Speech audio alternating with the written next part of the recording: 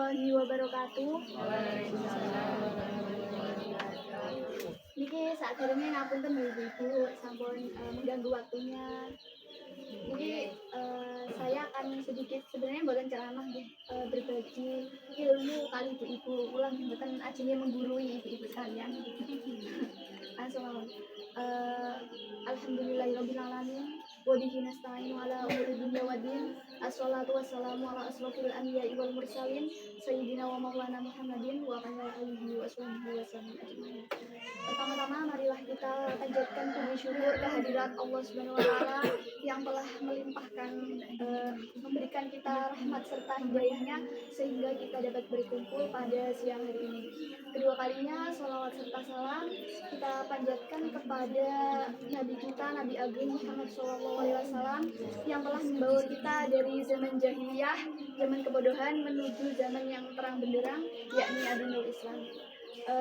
Saya tidak akan berlama-lama di sini. Saya akan sedikit berbagi ilmu tentang mandi wajib atau mandi besar. Mungkin di sini ibu-ibu sekalian yang sampun ngertas ya mandi wajib niku napa.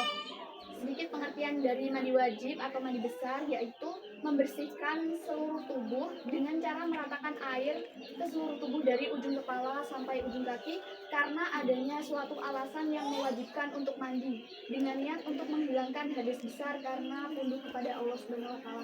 Jadi mandi besar sendiri itu bedanya dengan mandi biasa niku napa? Bedanya niku dari niatnya ibu-ibu. Jadi kalau kita biasanya mandi wajib niku nggih kula jenengan sekalian itu kan karena ada alasan seperti nifas, haid, non sewu junub ngoten nggih. Nggih. Lalu sebab atau alasan melakukan mandi besar atau mandi wajib. Di sini yang pertama yaitu keluarnya non sewu mani, lalu berhubungan badan, berhentinya masa haid atau nifas, mu'alaf atau masuk Islam. Yang terakhir yaitu meninggal dunia. Tapi kalau meninggal dunia itu dimandikan gitu, mandi sendiri. Lalu kita lanjut ke syarat sah mandi besar. Yang pertama syarat sahnya niku Islam itu. Lalu akil balik dan juga berakal sehat. Lalu mengeluarkan mani, haid dan nifas. Lalu adanya air yang mencukupi. Nanti ketika tidak ada air, terus kita mau mandi wajib itu seperti kemarau, itu bisa dilakukan dengan cara tayamum. Jadi tayamum itu tidak hanya bisa menggantikan wudhu, tapi juga bisa menggantikan mandi besar seperti itu. Lalu yang terakhir tidak ada halangan untuk menggunakan air karena suatu uzur atau seorang yang sakit dan apabila terkena air sakitnya bertambah parah.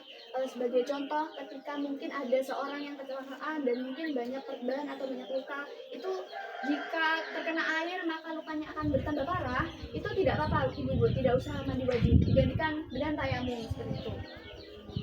Lalu yang keempat yaitu rukun mandi besar.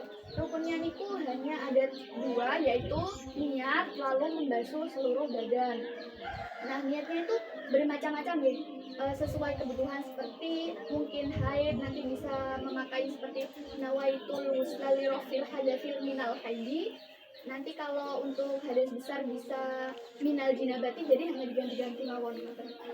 Lalu sunah mandi besar. Yang pertama yaitu membaca basmalah.